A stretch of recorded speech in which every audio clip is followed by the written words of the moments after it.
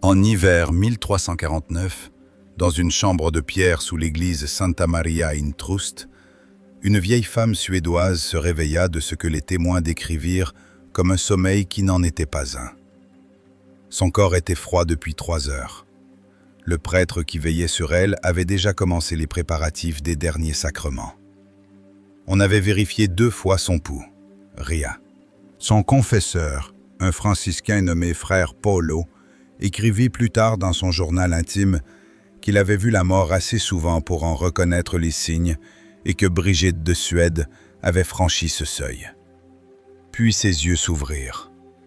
Ce qu'elle décrivit dans les heures qui suivirent fut copié en secret, transmis entre monastères dans des coffrets fermés à clé et finit par être dissimulé dans les archives vaticanes sous une classification toujours scellée à ce jour. Non parce que l'Église doutait d'elle, mais parce qu'on la croyait totalement. Et ce qu'elle avait vu au moment de la mort les terrifiait. Brigitte ne parla pas tout de suite. Selon le récit de frère Paolo, elle fixa le plafond pendant 7 minutes, sans ciller, des larmes coulant sur son visage, ses lèvres remuant comme dans une discussion silencieuse avec quelqu'un que personne d'autre ne voyait. Quand elle parla enfin, ses premiers mots ne portaient pas sur le paradis. C'était une question. Pourquoi ne les avertit-on pas? La pièce comptait 4 personnes. 2 prêtres, une religieuse de son ordre et un secrétaire papal qu'on avait fait venir pour consigner tout ce qu'elle pourrait dire dans ces dernières heures. Les 4 firent plus tard une déposition sous serment sur ce qui se passa ensuite et leurs témoignages concordent dans tous les détails. Brigitte se redressa, ce qui aurait dû être impossible vu son état. Elle regarda droit le secrétaire papal et dit « Écris cela exactement, n'adoucis rien, n'interprète rien. Les âmes se noient parce que personne ne les prévient de ce qui arrive dans les 3 secondes après l'arrêt du cœur. 3 secondes, pas 3 minutes, pas 3 heures. 3 secondes. » Elle le décrivit ainsi. L'âme ne s'envole pas paisiblement. Elle est arrachée, comme un enfant qu'on tire des bras de sa mère dans une foule. Et pendant ces 3 secondes, alors que le corps conserve encore un peu de chaleur, une question est posée à laquelle la plupart des âmes ne sont pas préparées à répondre. La main du secrétaire papal tremblait tellement que l'encre éclaboussa le parchemin. Il confia plus tard aux enquêteurs du Vatican qu'il avait ressenti dans la pièce un poids oppressant, comme si l'air s'était solidifié. Brigitte poursuivit, la voix ferme mais pressante. « On m'a montré 1000 morts, pas une seule, 1000. J'ai vu des marchands et des reines, des prêtres et des paysans, des enfants et des soldats, et la question posée à chaque âme était la même. » Elle s'interrompit. La religieuse qui l'assistait écrivit ensuite que les yeux de Brigitte semblaient traverser les murs, contempler quelque chose d'immense et de terrible. La question n'est pas « as-tu cru ?» Elle n'est pas « as-tu été bon ?» Celles-là viennent plus tard, dans le jugement dont tant parle. La première question, celle qui est posée alors que ton corps garde encore le souvenir du souffle, est celle-ci. Qu'as-tu aimé plus que moi? La pièce devint silencieuse. Frère Paolo, qui avait entendu des milliers de confessions et se croyait inébranlable, nota que son estomac s'était noué, car il avait compris immédiatement ce que Brigitte voulait dire. Pas ce que tu as aimé, mais ce que tu as aimé davantage. Et c'est là que la révélation devient vraiment troublante. Brigitte expliqua que pendant ces 3 secondes, l'âme ne peut pas mentir, ni à Dieu, ni à elle-même. La réponse ne vient pas en mots, mais en images. Une cascade de moments de la vie de la personne qui défile en même temps. L'âme voit avec une clarté parfaite chaque fois qu'elle a choisi autre chose que Dieu. Pas forcément des choses mauvaises, pas toujours des péchés au sens dramatique. Parfois c'était le confort, parfois la réputation, parfois la sécurité, le contrôle ou le bon avis des autres. Une femme que Brigitte vit dans sa vision passait pour sainte aux yeux de sa communauté.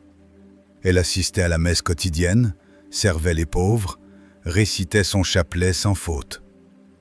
Mais quand son âme fut arrachée de son corps et que les 3 secondes commencèrent, les images qui surgirent montrait une fille qu'elle avait étouffée sous ses attentes, un mari qu'elle avait manipulé par la culpabilité et une fierté secrète qui avait empoisonné chaque bonne œuvre. Elle avait aimé sa propre justice plus que Dieu, et elle le savait. En ces 3 secondes, elle le sut. Brigitte dit que l'âme de cette femme émit un son sans équivalent sur terre. Pas un cri, mais quelque chose de pire. Le son d'une âme qui réalise qu'elle a bâti toute sa vie sur du sable et que la marée est montée. Mais ce n'était même pas la partie la plus terrifiante. Le secrétaire papal demanda à Brigitte si ses âmes étaient perdues, si ces 3 secondes décidaient de la damnation éternelle. Sa réponse fait débat chez les théologiens depuis 7 siècles. Elle répondit « Les 3 secondes ne déterminent pas le jugement. Elles déterminent si l'âme est prête à recevoir le jugement. » Pensez à cette distinction. Une âme non préparée à cette question, une âme qui n'a jamais examiné sincèrement ce qu'elle aimait vraiment, entre dans le reste de la mort en état de choc. Et Brigitte vit que ce choc, cette confrontation brutale avec la connaissance de soi qu'on a fui toute sa vie, provoque une sorte de paralysie spirituelle. Elle utilisa un mot précis que le secrétaire papal nota en latin, « stupor animi », la stupeur de l'âme. Et voici ce qui rend cet avertissement si urgent. Brigitte affirma que la plupart des âmes, même les plus fidèles, entraient dans la mort dans cet état de stupeur, parce qu'elles avaient passé leur vie à pratiquer la religion sans jamais affronter la question plus profonde. Elles priaient, mais ne se demandaient jamais si elles aimaient la prière ou si elles aimaient Dieu. Elles servaient, mais n'examinaient jamais si elles aimaient servir ou si elles aimaient être vues comme des servantes. Elles croyaient, mais ne vérifiaient jamais si elles aimaient la vérité ou le confort de la croyance. Le journal de frère Paolo contient un passage qu'il rédigea 3 jours après la révélation de Brigitte. Il était allé prier seul dans la chapelle à la nuit tombée, et il écrivit « Je me suis posé la question, qu'est-ce que j'aime plus que Dieu ?» Et j'ai été horrifié de constater que je ne pouvais pas répondre sur le champ. 23 ans prêtre, et je l'ignorais. Il passa la semaine suivante en jeûne et en silence, passant sa vie au crible, examinant méthodiquement ses motivations pour chaque grande décision. Ce qu'il découvrit le fit pleurer, écrivit-il.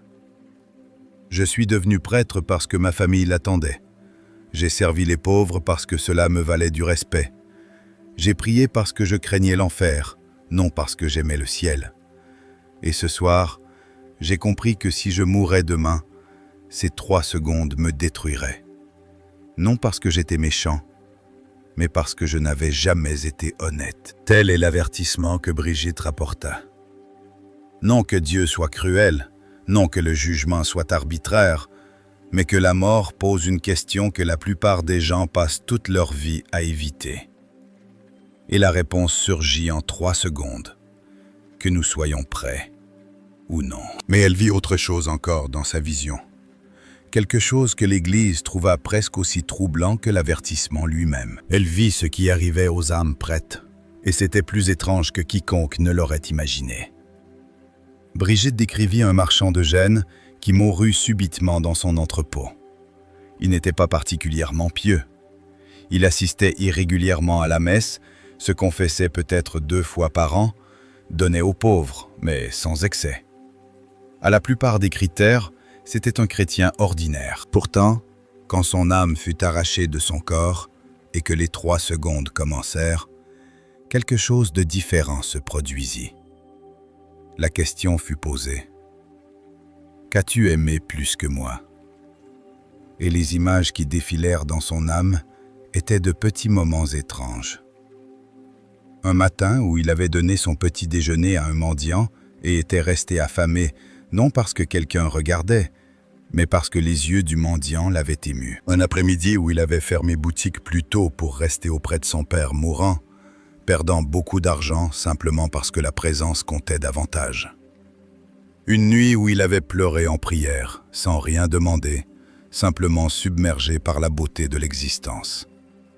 Des moments épars, inconstants, insuffisant pour faire de lui un saint selon les critères officiels. Mais quand les 3 secondes s'achevèrent, Brigitte dit que son âme émit un son différent.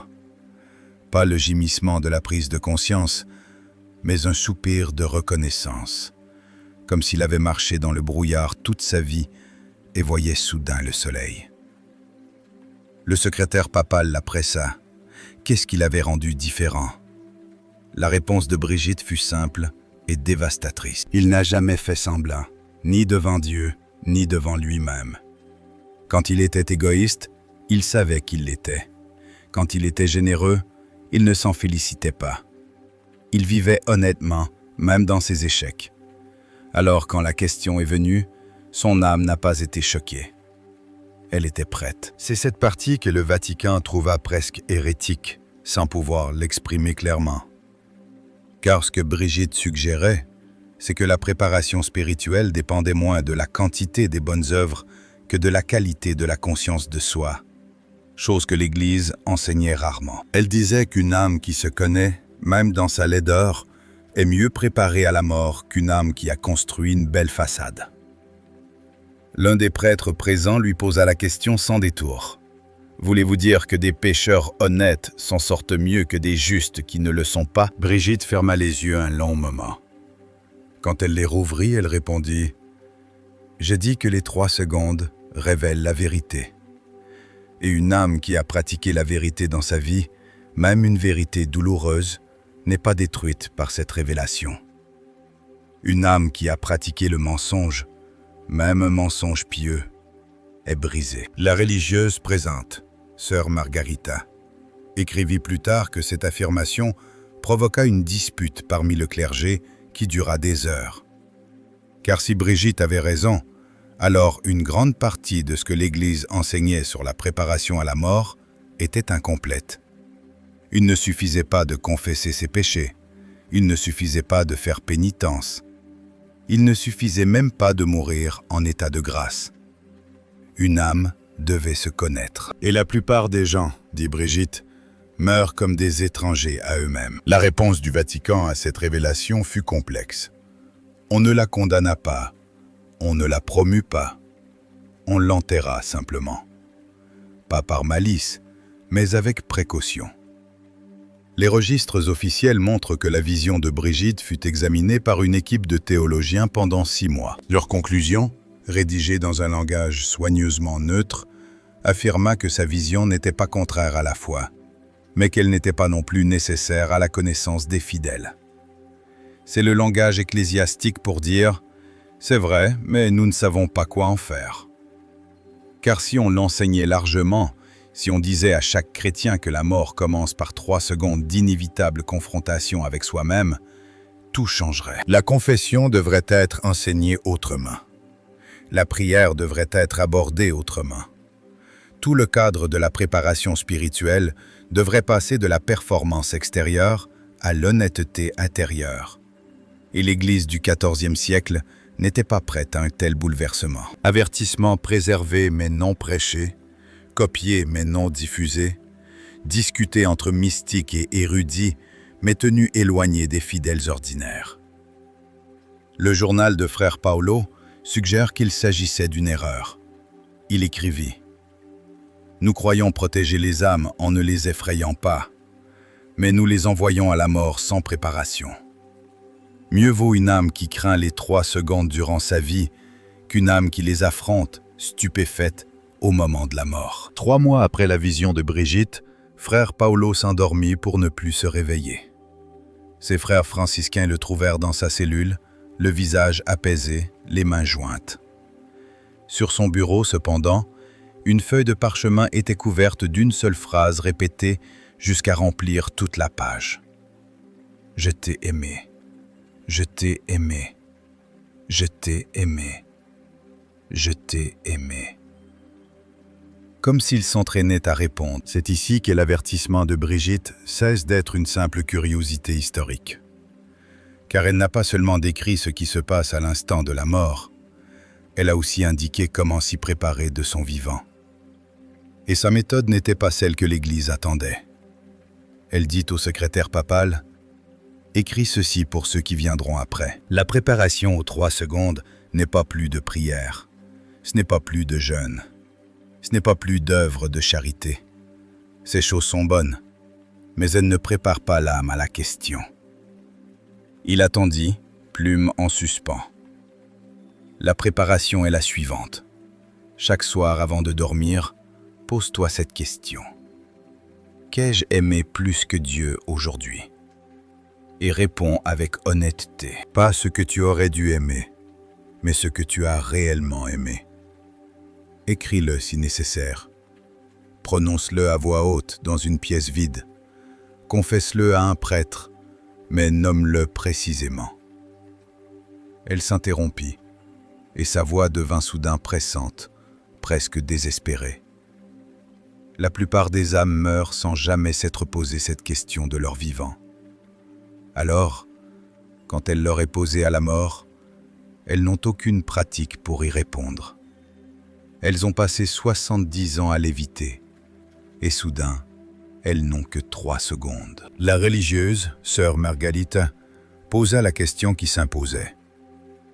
Mais si la réponse est toujours la même, si chaque soir je réalise que j'ai aimé le confort plus que Dieu, la sécurité plus que Dieu, moi-même plus que Dieu, cela ne conduit-il pas au désespoir? Brigitte sourit pour la première fois depuis son réveil. Un sourire triste, dirent les témoins, mais étrangement doux. Non, cela conduit à la vérité. Et la vérité, même douloureuse, est la seule préparation dont l'âme ait besoin. Car les 3 secondes ne demandent pas la perfection, elles demandent l'honnêteté. Une âme qui s'est montrée honnête chaque jour sur ses échecs n'est pas anéantie quand ses échecs surgissent à la mort. Elle les reconnaît, et la reconnaissance est le commencement de la miséricorde. C'est cette partie qui suscita les débats les plus vifs, car l'enseignement traditionnel mettait l'accent sur la contrition, l'amendement de vie et les sacrements comme voie de la grâce. Brigitte ne niait rien de tout cela, mais elle ajoutait quelque chose que l'Église n'avait pas suffisamment souligné. La nécessité d'une connaissance de soi sans complaisance. On pouvait se confesser chaque semaine et rester néanmoins mal préparé à la mort si l'on n'avait jamais vraiment examiné pourquoi l'on commettait ces péchés. On pouvait communier tous les jours et être néanmoins brisé par les 3 secondes si l'on n'avait jamais demandé ce que l'on aimait plus que le Dieu que l'on recevait. La pratique qu'elle décrivait était d'ordre psychologique avant que la psychologie n'existe. Une sorte de thérapie spirituelle avant l'invention de la thérapie. C'était une confrontation quotidienne avec la vérité de son propre cœur. Frère Paolo tenta cette pratique durant les mois qui lui restaient. Son journal relate le processus et sa lecture est saisissante. La première semaine, ses réponses restaient superficielles. Aujourd'hui, j'ai aimé la nourriture plus que Dieu car j'ai mangé sans faim. J'ai aimé le sommeil plus que Dieu car j'ai sauté l'office du matin. Mais dès la 2e semaine, il allait plus loin. J'ai aimé le contrôle plus que Dieu car j'ai repris frère Thomas avec dureté, non pour son bien, mais pour réaffirmer mon autorité. À la 4e semaine, j'ai aimé avoir raison plus que Dieu, car j'ai discuté théologie avec le prêtre de passage, non pour chercher la vérité, mais pour étaler mon savoir. À la 8e semaine, j'ai aimé moi-même plus que Dieu, car même mes actes de charité sont des spectacles que je me donne, et je suis toujours le héros de ma propre histoire. La progression est déchirante à lire. Voici un homme que sa communauté considérait comme saint, et il découvrait en lui des strates de mensonges à soi-même que sa vie religieuse n'avait jamais effleurées. Pourtant, ces dernières notes révèlent autre chose. Non le désespoir, mais une sorte d'allègement. Il écrivit « Je commence à comprendre ce que voulait dire Brigitte. La vérité ne m'écrase pas comme je le craignais. Elle me libère, car je ne fais plus semblant, même devant moi-même. Et quand je prie maintenant, je ne prie plus en me prenant pour celui que je voudrais être. Je prie tel que je suis vraiment. Et curieusement, Cette prière atteint plus profondément. C'était la miséricorde dont parlait Brigitte. Non que Dieu excuse nos échecs, mais qu'il nous rencontre dans la vérité de ces échecs. Et une âme exercée à cette rencontre est prête pour les 3 secondes. Mais il y a un aspect plus sombre encore dans la vision de Brigitte que l'Église souhaitait vraiment tenir secret. Elle vit ce qui arrive aux âmes non seulement mal préparées, mais activement auto-trompées. Et c'est pire que tout ce qu'on enseigne habituellement sur l'enfer. Brigitte décrivit des âmes qui avaient construit toute leur identité autour d'une performance religieuse. Des prêtres qui aimaient davantage leur sacerdoce que Dieu, des nobles qui aimaient leur réputation de bienfaiteurs plus que les pauvres qu'ils secouraient, des mystiques qui aimaient leurs expériences mystiques plus que le Dieu qui les leur accordait. Quand ces âmes arrivèrent aux 3 secondes, les images qui surgirent n'étaient pas celles de péchés évidents. C'étaient des actes saints accomplis pour de mauvaises raisons. Messes célébrées pour recueillir des louanges, prières offertes par orgueil spirituel, jeûnes pratiqués pour dominer son corps plutôt que pour s'abandonner. Et Brigitte appela cela la seconde mort. Non la mort physique, non la mort du corps, mais la mort du faux soi qu'elles avaient passé leur vie à construire. Elle le décrivit comme le spectacle de sa propre dissolution. Toute identité soigneusement édifiée, toute vertu polie, tout accomplissement spirituel se révélait creux. Et dessous, un inconnu. Le vrai soi que l'on n'avait jamais rencontré parce qu'on était trop occupé à bâtir le faux. Le secrétaire papal nota que Brigitte pleura en décrivant cela. Non parce que Dieu était cruel, mais parce que ces âmes avaient gaspillé toute leur existence à créer une personne qui n'avait jamais existé. Et que la mort leur révélait cette perte irrémédiable. Imaginez, dit-elle, passer 70 ans à poser pierre après pierre, persuadé de bâtir une cathédrale, et découvrir en 3 secondes que chaque pierre était creuse et que l'édifice entier s'effondre. Vous vous retrouvez debout au milieu des ruines. Et c'est seulement maintenant que tu vois la cathédrale que tu étais censé construire, mais ta vie est terminée. C'est pourquoi l'Église a étouffé cette partie de la révélation. Elle était trop déstabilisante. Elle suggérait que les personnes religieuses, peut-être surtout elles, couraient le risque de la pire catastrophe spirituelle. Mourir sans jamais avoir rencontré leur vrai moi. Mais Brigitte a insisté pour que cet avertissement soit conservé. Elle dit au prêtre, « Ne protégez pas les gens de cette vérité. La terreur de l'entendre durant la vie est une miséricorde comparée à la terreur de la découvrir à la mort. » L'un des théologiens qui examinèrent sa vision écrivit dans son rapport « Si ce qu'elle décrit est vrai, alors nous devons repenser la façon dont nous préparons les âmes à la mort. Nous leur avons appris à craindre le péché. Nous ne leur avons pas appris à craindre l'auto-illusion. » Selon Brigitte, l'auto-illusion est le danger le plus grave. Le rapport fut classé et rien ne changea, ou presque rien.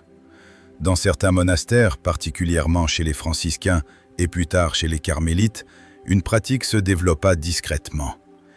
Il n'y eut pas de règle officielle, pas d'approbation papale, seulement une tradition transmise de confesseurs en pénitents.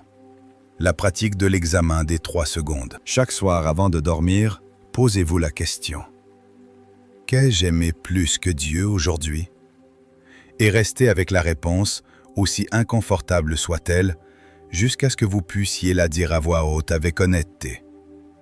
Saint Jean de la Croix fera plus tard allusion à cette pratique, sans jamais nommer Brigitte directement.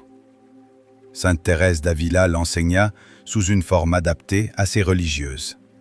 Saint Ignace de Loyola l'intégra dans son examen de conscience, bien qu'il en ait adouci le langage. Mais la question centrale demeura « Qu'aimes-tu plus que Dieu ?» Et le but essentiel, s'entraîner de son vivant au moment que l'on affrontera la mort. Car 3 secondes ne suffisent pas pour commencer à apprendre l'honnêteté. Maintenant, la question qui devrait résonner en vous est celle-ci. Cette vision est-elle obligatoire? Les catholiques doivent-ils y croire? Non. Une révélation privée, même celle d'un saint canonisé, n'est jamais obligatoire pour les fidèles. L'Église approuve certaines visions comme dignes de foi, mais elle n'exige jamais la croyance. La vision de Brigitte sur les 3 secondes entre dans cette catégorie. Examiner, non condamner, conserver, mais non prêcher. Cependant, ce qui est obligatoire, ce qui relève de l'enseignement officiel de l'Église, c'est ceci. Vous serez jugés. Le jugement particulier survient immédiatement après la mort, et ce jugement porte sur l'état de votre âme et sur la vérité de votre vie. La vision de Brigitte ne fait que décrire comment ce jugement commence. Que l'on croit ou non aux détails précis qu'elle rapporte, la vérité sous-jacente est inéluctable. La mort révélera ce que vous avez réellement aimé, non ce que vous disiez aimer, non ce que vous essayez d'aimer, mais ce que vous avez réellement aimé. Cette révélation attend chaque être humain qui ait jamais vécu. La seule question est de savoir si elle sera un choc ou une reconnaissance. La dernière entrée du journal de frère Paolo, écrite la veille de sa mort, contient ce paragraphe. Ce soir encore, comme chaque soir depuis l'avertissement de Brigitte, je me suis posé la question. Qu'ai-je aimé plus que Dieu aujourd'hui? Et pour la première fois, je n'ai rien trouvé à répondre. Non parce que j'aurais atteint la perfection, mais parce que j'ai enfin cessé de jouer ma vie pour commencer à la vivre. J'ai failli de petite manière, oui, mais j'ai failli honnêtement. Et ce soir, je n'ai pas peur des 3 secondes, car je m'entraîne à y répondre depuis 3 mois. Et ma réponse est très simple. J'ai essayé de t'aimer par-dessus tout. J'ai souvent échoué, mais j'ai essayé, et je ne me suis jamais menti à moi-même à ce sujet. Il s'endormit cette nuit-là pour ne plus se réveiller. Ses frères trouvèrent le journal ouvert sur son bureau et le remirent à Brigitte, comme il l'avait demandé. Elle le lut, pleura, puis ajouta une seule ligne en marge. Il est prêt. C'est le cadeau que propose la vision de Brigitte. Non la terreur, même si l'avertissement est terrifiant, mais la préparation. 3 secondes, ce n'est pas long, mais une vie entière d'examen honnête de 3 secondes peut rendre ces 3 dernières secondes supportables, voire joyeuses. Car une âme qui se connaît vraiment est une âme que Dieu peut connaître sans honte. Et c'est cela, insistait Brigitte, le sens ultime des 3 secondes. Non un châtiment, ni même un jugement au sens vindicatif, mais le dépouillement final de toute pretense, de toute performance, de tout masque, ne laissant que ce qui est réel. Et si ce réel a été façonné par l'honnêteté, même une honnêteté brutale, alors ces 3 secondes ne sont plus une épreuve, mais un retour à la maison. L'âme se voit telle qu'elle est, peut-être pour la première fois. Et dans cette vision, elle voit Dieu et reconnaît qu'elle a été aimée tout au long, non pour la personne qu'elle feignait d'être, mais pour la personne qu'elle était réellement. C'est ce qu'a vécu le marchand de Gênes. Non parce qu'il était parfait, mais parce qu'il était vrai. La réalité, disait Brigitte, est la seule chose qui survive à la mort. Tout le reste s'embrase en 3 secondes. La question que vous devez vous poser ce soir, et chaque soir jusqu'à ce que la mort vienne, est celle-ci. Que reste-t-il quand tout s'embrase? Qu'aimes-tu plus que Dieu? Répondez honnêtement. Vous vous entraînez pour les 3 secondes les plus importantes de votre existence.